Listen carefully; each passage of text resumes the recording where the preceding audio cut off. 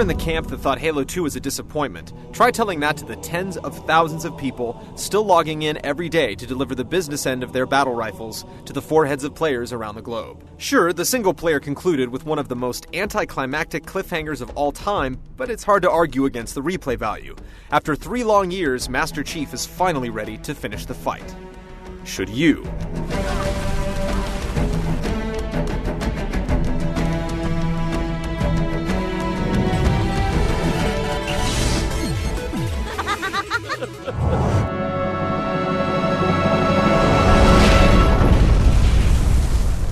Halo 3 doesn't wait long to sew up the loose ends from the second game, as Master Chief finds himself on Earth, where he's forced to take up an alliance with the Arbiter. It seems Cortana has gone missing, and Earth is crawling with the Covenant. The anonymous badass has to rescue humanity from the alien invasion and locate Cortana in the process.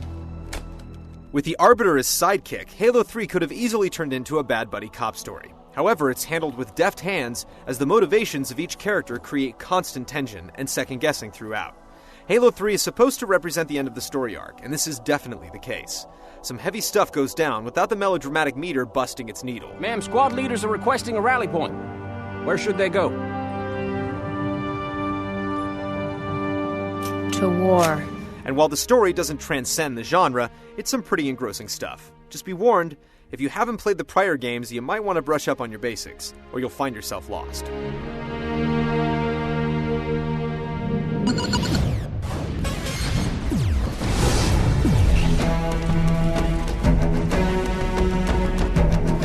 The original Halo was criticized for its repetitive levels, but it did manage to bring about some significant tweaks to the genre. Halo 2 is more of a refinement of those concepts, with an amazing online multiplayer component. Halo 3 is more like the latter than the former. The single-player campaign still plays without any major bouts of loading, as each new area streams off the disc. There are still safe checkpoints after each major confrontation, and overall, it's very much the Halo experience you've come to know and love. Tack on the ability to play through the campaign cooperatively with up to 3 other people online on 4 different difficulty settings, and you can begin to see how the 10 to 15 hours it takes to complete, based upon skill level, works out to be much more than that. Its longevity is bolstered even further by campaign scoring. As you and your friends play through the campaign together, you're rewarded with points that will ultimately earn you achievements. If you find one of more than a dozen skulls scattered throughout the game, you can enable it to get point multipliers. To balance things, each skull you enable makes the game more difficult. The entire campaign is designed like one big roller coaster. There are no repeat levels, hardly any backtracking, and no need for arrows on the floor showing you which way to go. While it remains a linear experience, you're swept along from one epic confrontation to another at an unrelenting pace. There is no downtime in Halo 3, and every locale is unique and memorable. Then there's the 16-player multiplayer. If you're one of the people still playing Halo 2, you might as well clear your calendar now, and for the next several years. Halo 3 is loaded with that much content. There are 11 different maps on the disc, and each has its own distinct personality and requirements for success. Some consist of tight quarters, where respawning can't happen soon enough, and the battle ebbs and flows back and forth like a seesaw. And then you have the classic county-sized maps, where vehicles and organized transport play a much larger role. And then there are the ones in between, where infantry and transport are important in equal measure. Everything from the weapon and vehicle placement to the terrain has been perfectly balanced to facilitate heated online hostilities. When you do grow tired of them, you can always turn to the Forge option. Here you can build your own maps and game types right down to where every last weapon and object is placed. You're given templates to work from, and the interface is so easy to use that your imagination is free to run wild. You can then upload your creations for others to play and rate, ensuring that the cream always rises to the top. The final new feature is the Movie Maker. Ever want to remind a friend how you stuck him with a grenade and relive one of your finest moments on the battlefield? That's what it's for. You can save the relatively small files on your hard drive and then send them to friends or snap some screenshots. It works well, though we would have liked to have the ability to edit multiple clips together or export clips so that they could be used by other pieces of hardware. Halo 3 is like your girlfriend's vacation suitcase. It is bursting at the seams. There's so much to play and fiddle with that we can't imagine getting more entertainment value out of $60.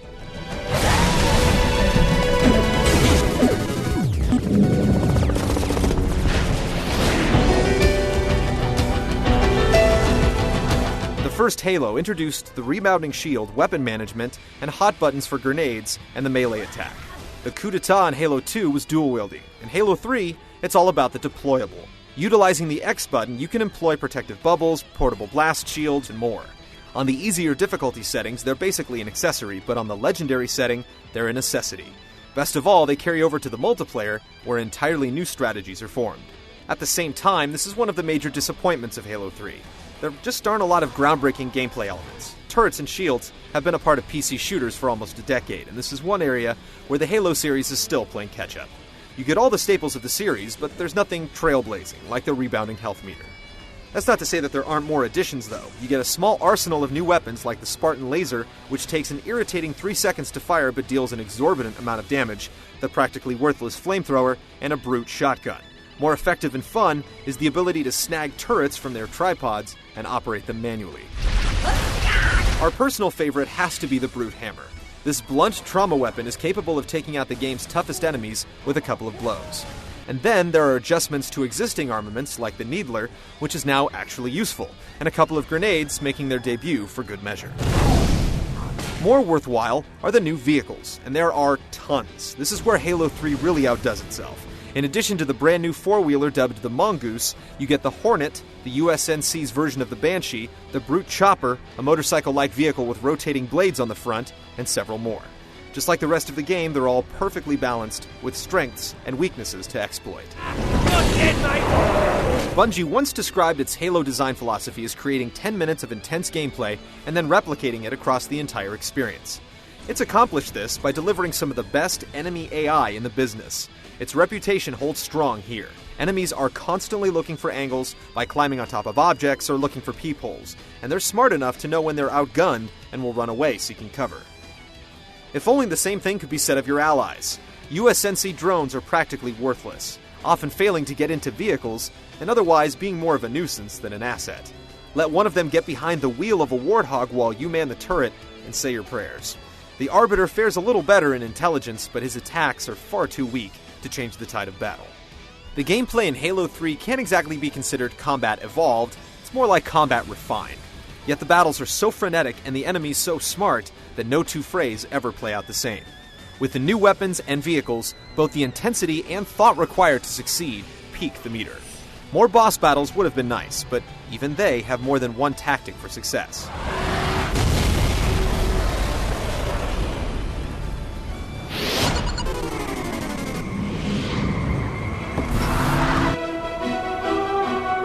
The first two Halo games set technical benchmarks on the consoles, but this is one area where Halo 3 will be a disappointment for some.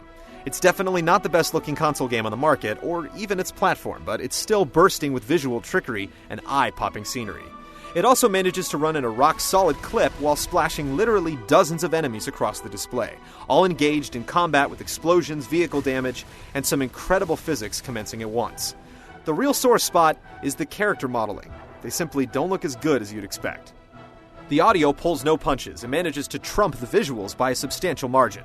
There are so many different audio clips for Allied soldiers that you'll be hearing new ones right to the end. Hurl next time! The writing is sharp and witty, and the voice acting throughout is impeccable. Check it out.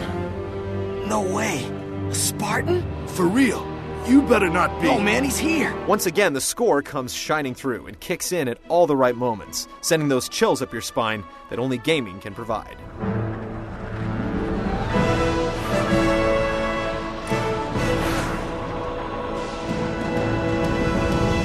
All ships, fire at will.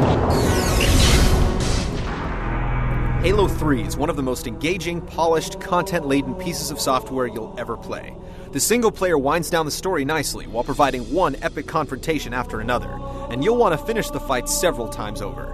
It's relentless, finely crafted, expertly tuned, excellently paced, and incredibly satisfying. And where replay value is concerned, few console games are in the same galaxy. Raid the couch, search the car, and whatever else it takes to pay for Halo 3. The Chief is no thief.